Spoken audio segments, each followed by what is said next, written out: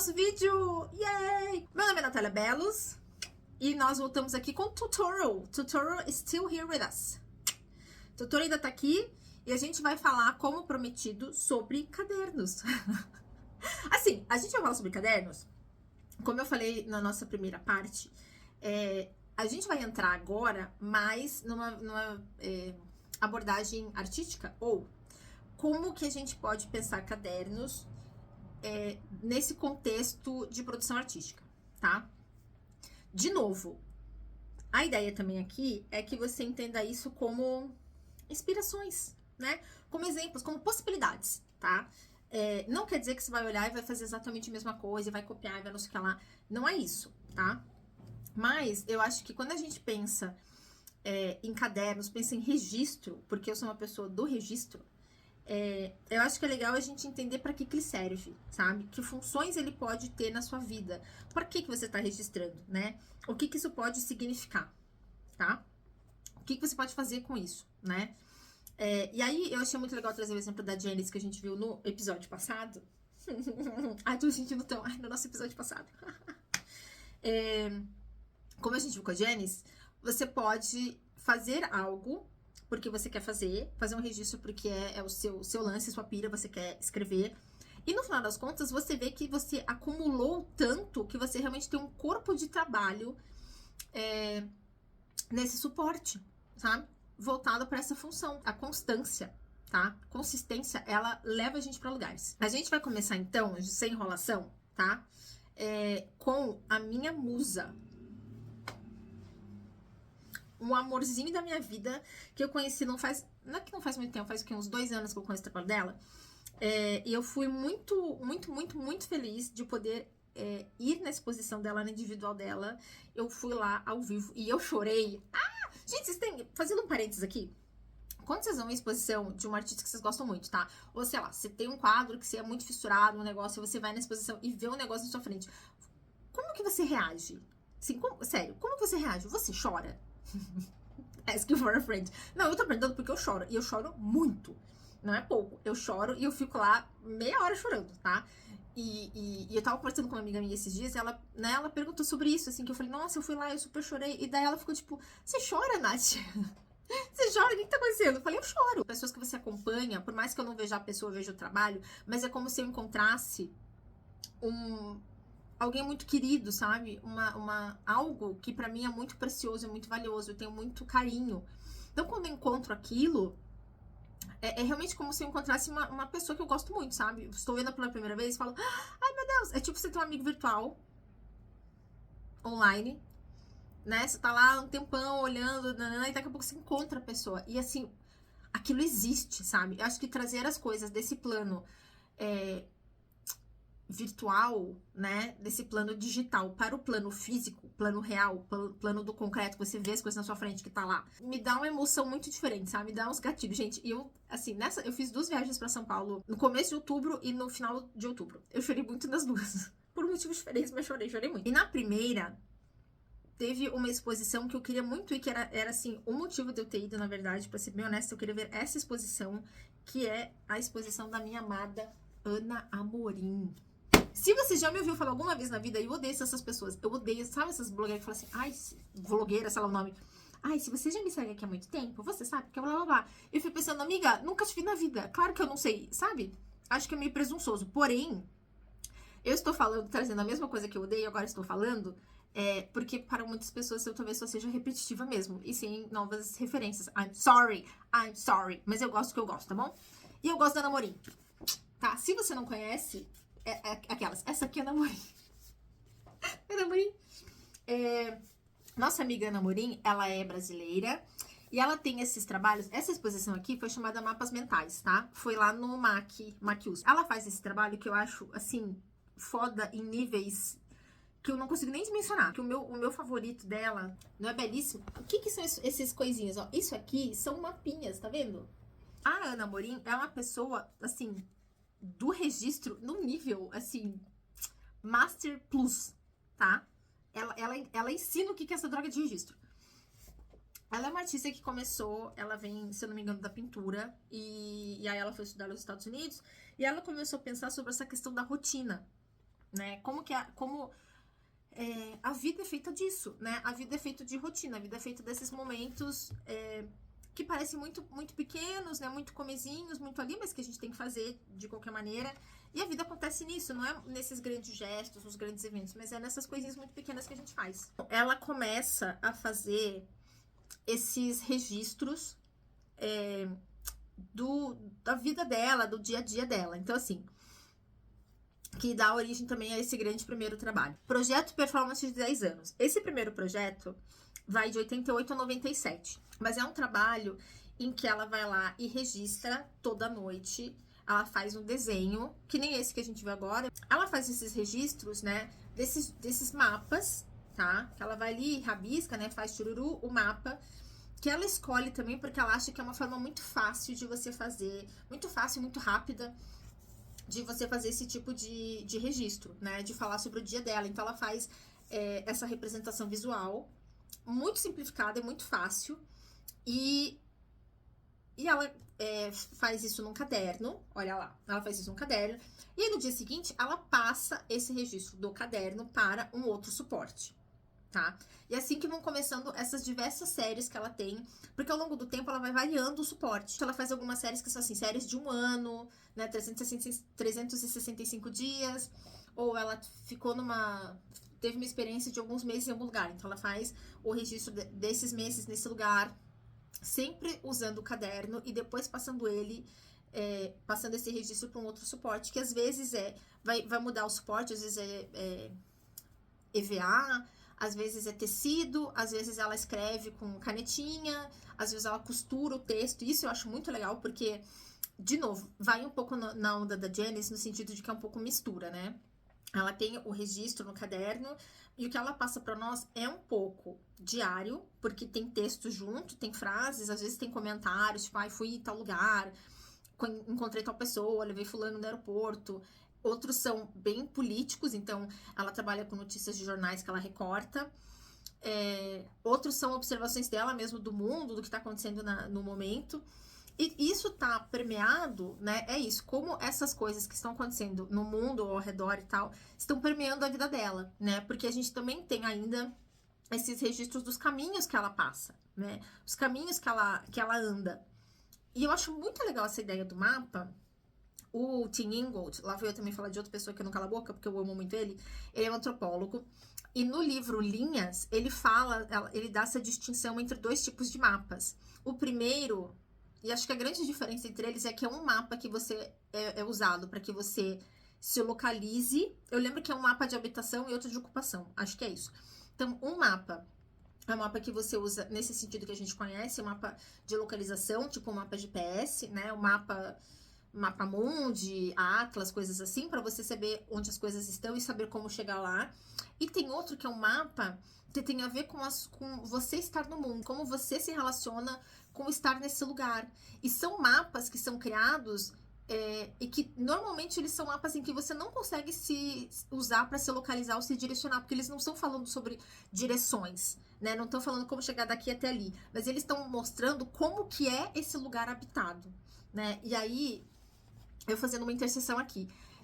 Mas eu fui na exposição também do Krenak, lá no Itaú Cultural, e logo na entrada ele tem um desenho de um rio.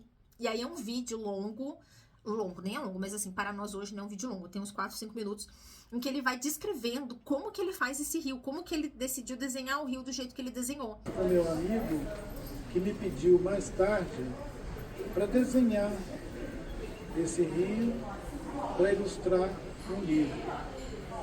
Eu pensei, como eu vou representar algo tão grandioso num desenho? Eu imaginei uma árvore, eu imaginei um rio que ali na foz dele, onde ele desaguava, era como se fosse o tronco de uma grande árvore. E agora aquela grande árvore ia se espalhar em galhos, e a distância ia subir, e outros galhos, que eram os igarapé, os tributários, os riachos que davam água para ele e continuava subindo e fazendo curvas. Às vezes você demorava meio dia de canoa para fazer uma parte da curva do rio e depois pegava de novo. E a gente subiu até a cabeceira daquele rio quando ele chega quase no Peru. Ele saía do Brasil, começava ali no Cruzeiro do Sul e ia subindo até quase chegar ao Peru. Esse rio é o Rio Juruá. É ele que está representado aqui. É um corpo azul. Um corpo azul de um azul celeste. Ele está num fundo branco. O fundo branco é o papel sobre o qual eu puxei aquela tinta azul, úmida, que permitia dar uma ideia da água, dar uma ideia de que aquilo era líquido, se espalhando, descendo, até a base dessa água frondosa. Eles vão só no corpo de um rio.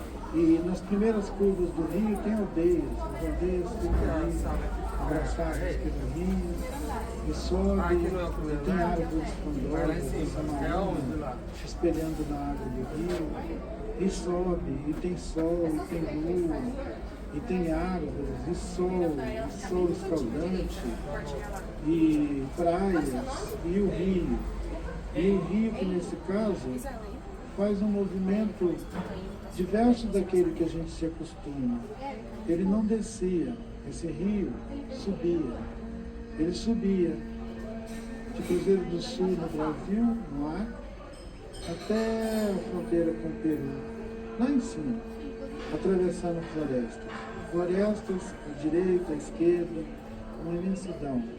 Você pode ver essa imagem do alto, serpenteando um rio dentro da floresta.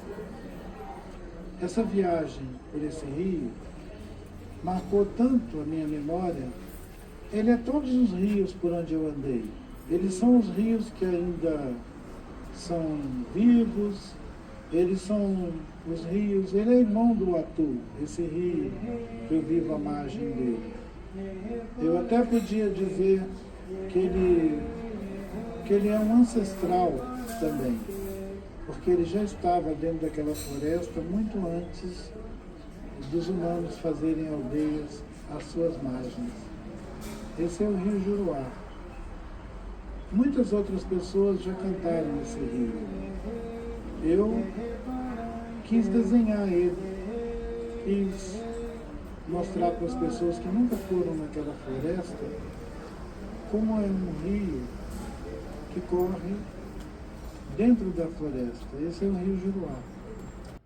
Mas ele coloca a água e aí, nas margens desse rio, ele adiciona vários elementos que são parte da fauna e da flora local, né? Então, como isso está interconectado com a própria existência do rio, isso faz parte do rio. Então, é uma forma de mapear, mas não é uma forma de localizar, né? Eu não vou chegar na foz e exatamente onde está o desenho e vai ter o elemento que ele desenhou ali. Não é sobre isso.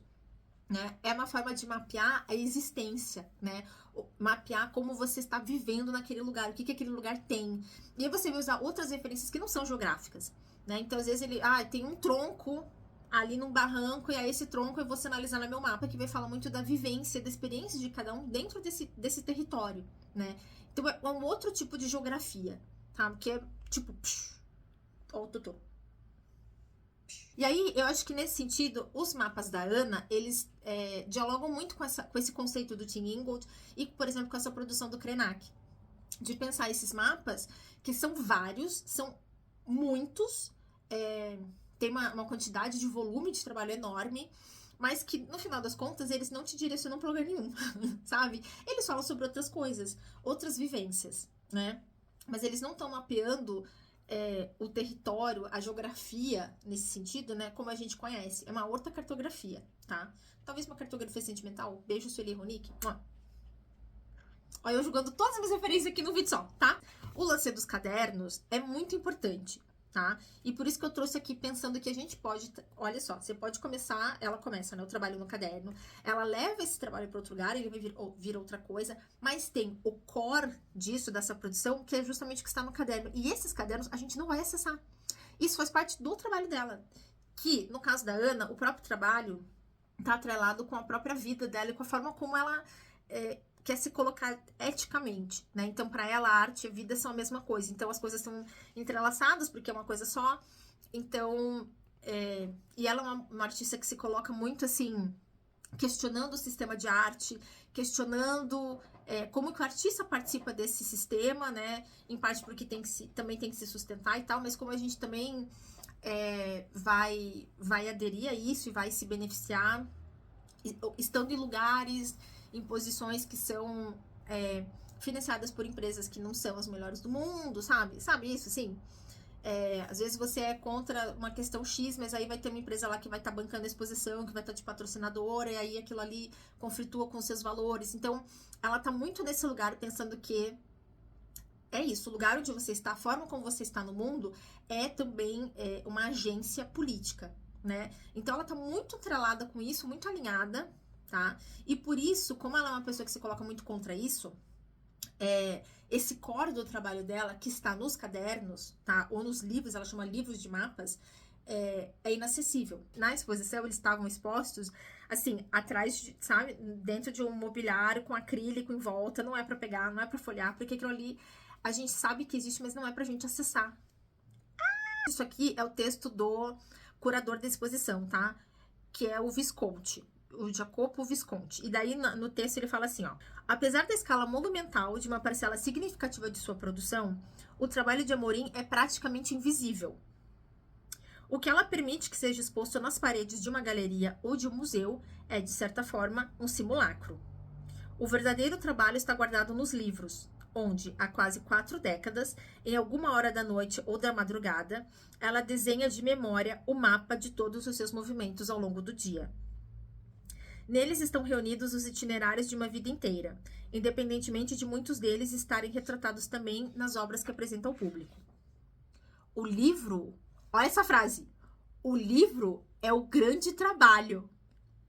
Ela diz, você não tem vontade de chorar? Gente, você não tem vontade de chorar? E não é muito louco isso, você tá fazendo um maior trabalho, fazendo um maior negócio, um monte de coisa, e principalmente a gente que tá nessa época da sociedade, esse momento da vida, em que a gente tá sempre pensando em exposição, e não digo só artistas pensando em exposição, mas eu digo, a gente tá se expondo na internet o tempo todo, né? A gente tá se expondo pros outros toda hora, tem que mostrar tudo que faz, tem gente que tá batendo ponto ali no stories, mostrando, agora eu comi, agora... Eu mesmo já fiz isso um milhão de vezes, principalmente quando eu tava tentando melhorar minha alimentação e alguns hábitos, né? Eu tava sempre mostrando que era quase, tipo, tem que dar uma satisfação e isso me motivava, porque, sabe? Mas, assim, é uma coisa meio doentia, né?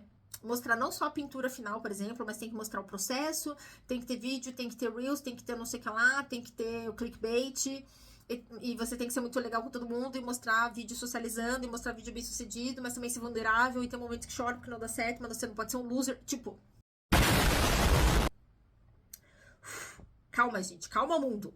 A gente não consegue entregar tudo isso, sabe? E assim, não consegue e não precisa, sabe? Eu acho que nesse sentido é muito, ironicamente, né? Aí acaba sendo uma coisa muito transgressora você ter todo esse trabalho, né? E esses originais, né? Esse material bruto é um material que a gente não vai ter acesso. O objetivo é esse, a gente não vai ter acesso. A gente tem acesso ao material que ela dispõe, o material que ela faz, mas assim, tá 100% ali, a gente tá vendo tudo, é isso? A gente não sabe.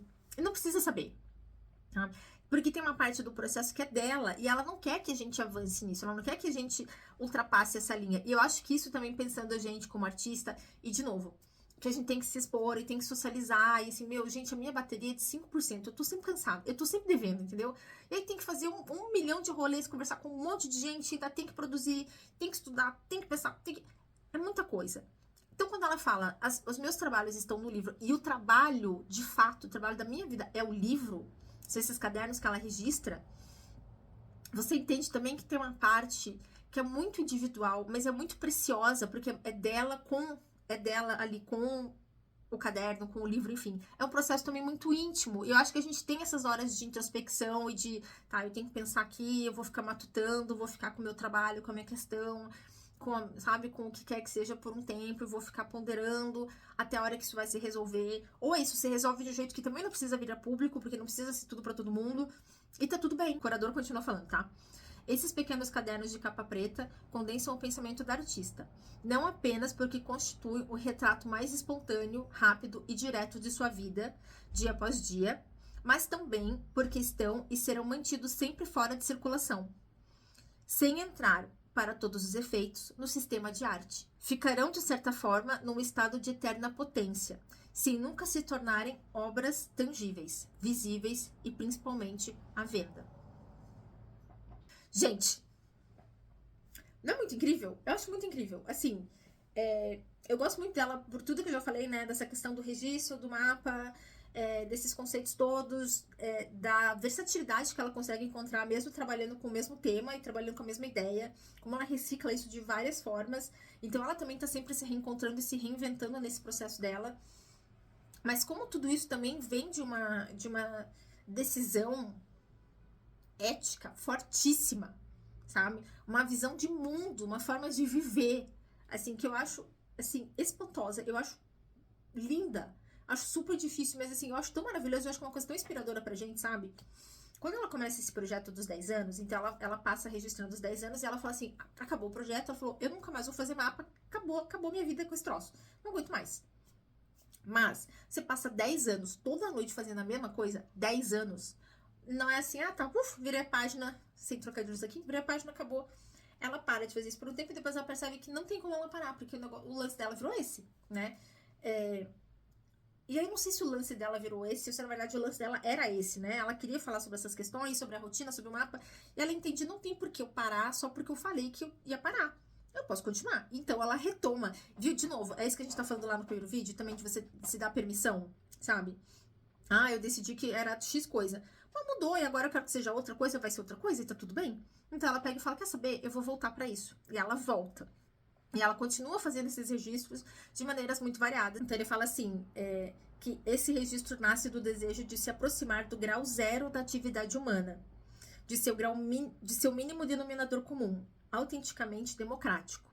Que é esse deslocamento, essa caminhada, né? Um pouco... Não é exatamente isso mesmo, um pouco desse flanar também, né, sabe? Essa coisa que a gente vai usar muito na arte também, essa coisa do desambular, do andar, sabe? De você estar no mundo, de você estar no mundo. E estar no mundo, nesse sentido, para ela, dessa forma, é uma maneira muito democrática de ser. E aí, o texto termina falando assim, com sua presença e com esse gesto tão íntimo, que resulta quase inexplicável quando transposto para o espaço público, a artista parece afirmar que há alguém testemunhando tudo aquilo, que o próprio tempo se encarregará, talvez, de colocar as coisas no devido lugar. O caráter sisífico.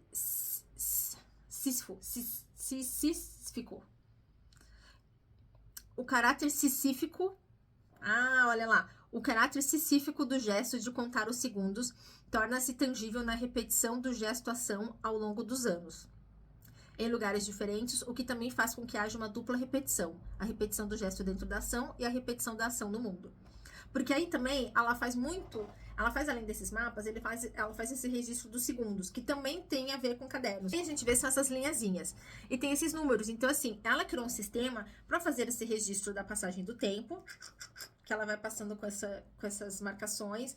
E aí, quando fecha ali, sei lá, 1 minuto, ela vai lá e anota os segundos, ela faz a anotação matemática dela, e aí depois ela continua.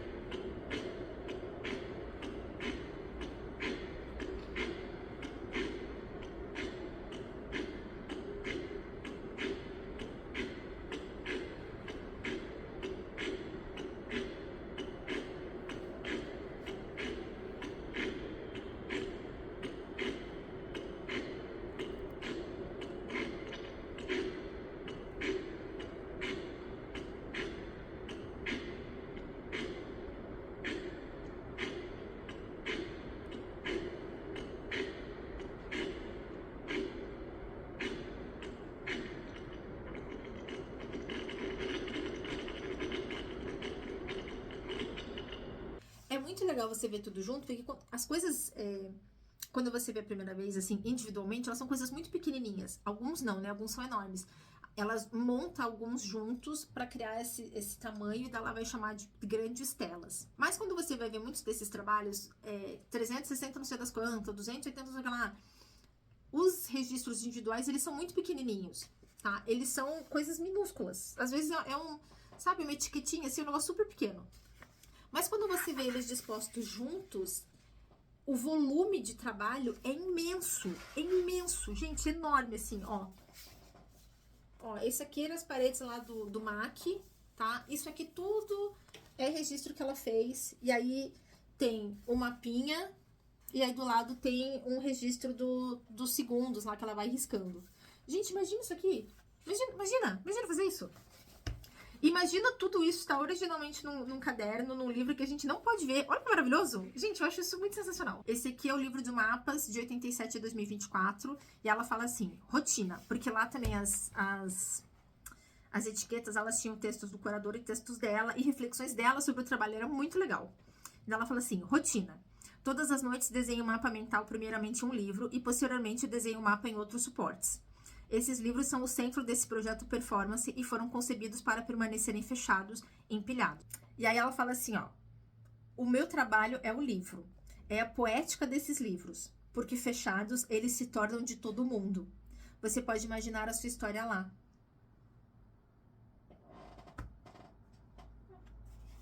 Como não amar essa mulher? Ana Amorim, pesquisem o trabalho dela, vejam o trabalho dela, essa mulher é foda, ela tem muita coisa no site dela, tá super organizado, ela tem esses manifestos que estão disponíveis lá também pra você ler, tá?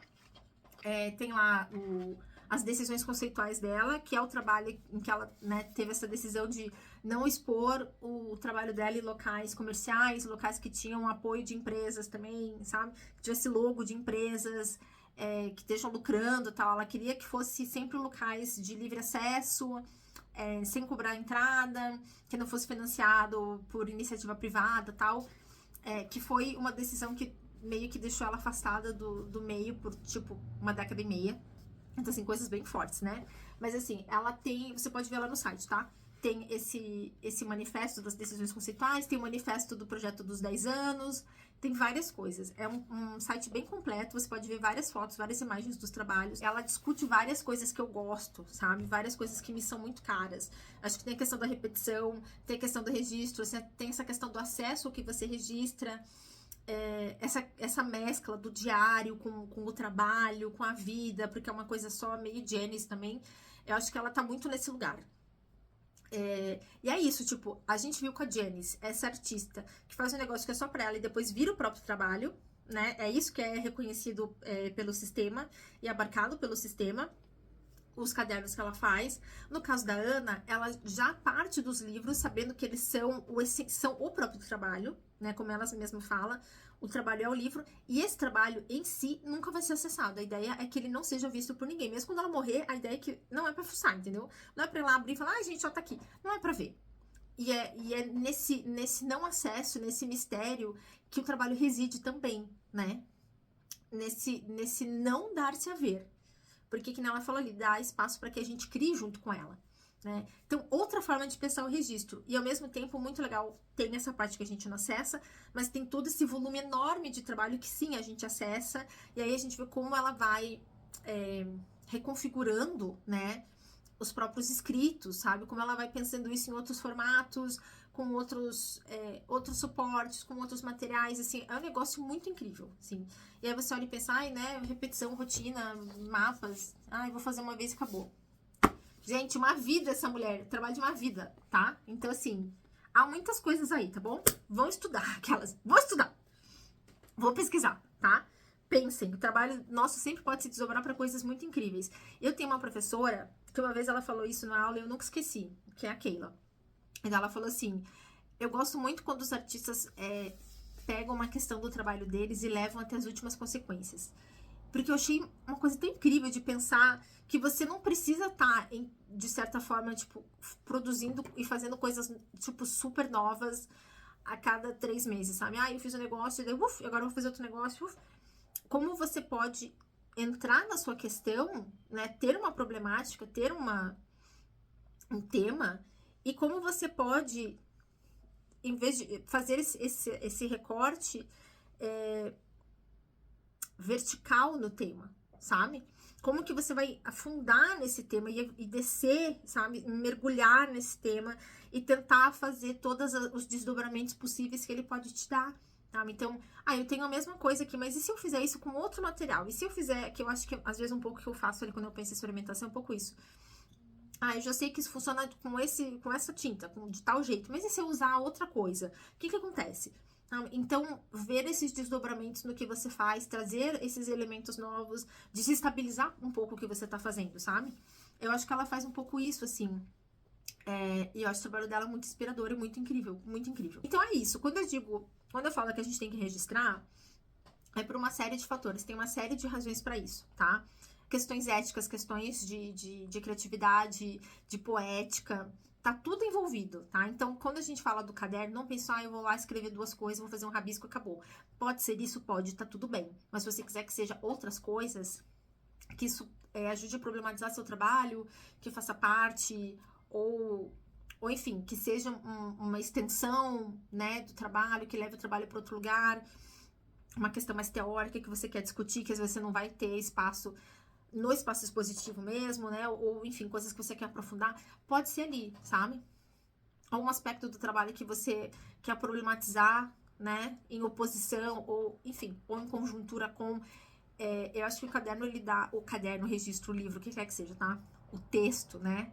Às vezes nem é texto, né? Mas enfim, esse processo mesmo de escrever, de registrar, eu acho que ele é muito rico, ele é muito múltiplo, sabe? E eu acho que ele é muito. Ele pode nos levar para muitos lugares. Eu espero que você tenha gostado desse vídeo. Deixa aqui também o que você acha, se você gosta dela, se você já estava por dentro. Se você tiver questões também, tá? Fique à vontade, você deixa tudo aqui embaixo. E é isso. A gente se vê então no próximo vídeo. Obrigada por ter assistido. Até a próxima.